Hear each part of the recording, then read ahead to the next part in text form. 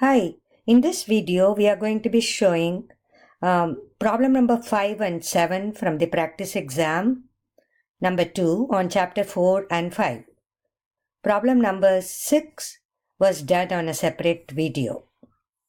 Multiply 3x plus 7w plus 2 times 6x minus 2w. We will FOIL the terms.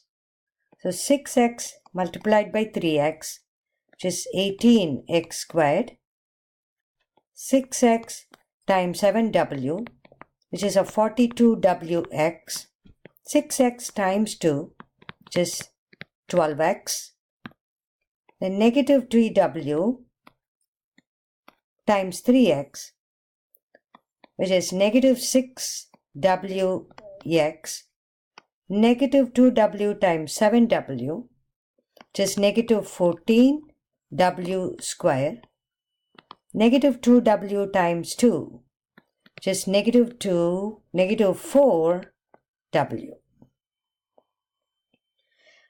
Now we want to collect the like terms.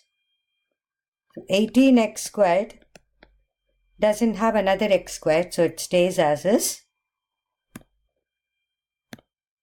42wx with a positive sign can be combined with a negative 6wx, which gives us 36wx. The rest of the terms should be left alone because they don't have any other like terms. So it's 12x minus 14w square minus 4w. This will be your final answer. Problem number 7. Factor by grouping. 9y plus 2v square minus 18v minus vy. If we keep the terms as they are, we may not be able to group them nicely. So we will rearrange the terms and group them.